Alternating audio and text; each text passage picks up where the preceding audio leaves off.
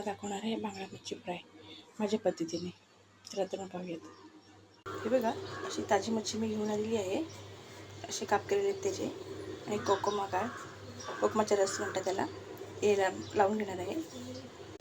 आणि रस्सासाठी खोबरं, लसूण, कोथिंबीर हे वाटण करून घेणार आहे. आणि हे कढीपत्ता लागणार आहे मला फोडणीला. आणि हळद आणि मसाला, तेल, मीठ. खोबऱ्याचे वाटण करून घेतलेलं आहे. बघा, असं वाटण झालेलं आहे.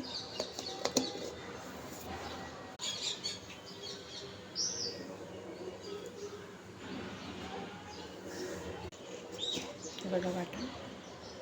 आता आपण ह्याची फोडणी देऊ आणि एका साईडला मच्छी फ्राय करू. फ्रायमध्ये काय काय टाकायचे ते मी तुम्हाला दाखवते. बघा, कोकमागळ पण टाकलेलं आहे ह्यात.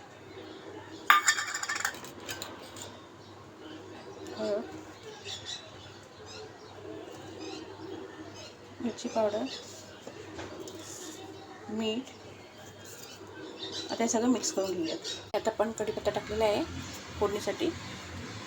दोन चमचे मसाला आणि हळद टाकूयात. आता आपण खोबरं टाकून मिक्स करून घेतलेले आहे.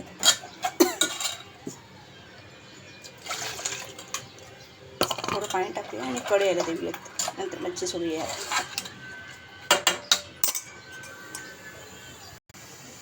चवीनुसार मीठ टाकूया. रस्स्यामध्ये उकळी आलेली आहे. आपण थोडी चिंच टाकूयात आणि एक बांगडा मच्छी सोडूयात. तेल सोडलेलं आहे, त्याच्यात आपण लसूण टाकलेली आहे.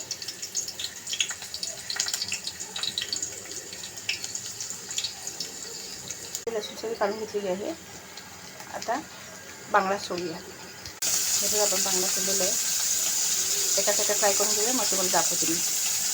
रस्स्याला उकळी आलेली आहे. बघा, छान दिसत आहे. ते साईडला करून घेऊया आपण. आणि दुसरे 3 मच्छी पीसेस राहिले ते तुम्हाला मी दाखवते. ते सोडूया. बघा, आपले 3 पीसेस राहिलेले आहेत, ते सोडूयात. आपली मच्छी फ्राय झालेली आहे. कशी वाटते कमेंटमध्ये नक्की सांगा. त्यालाही चांगली उकळी आलेली आहे.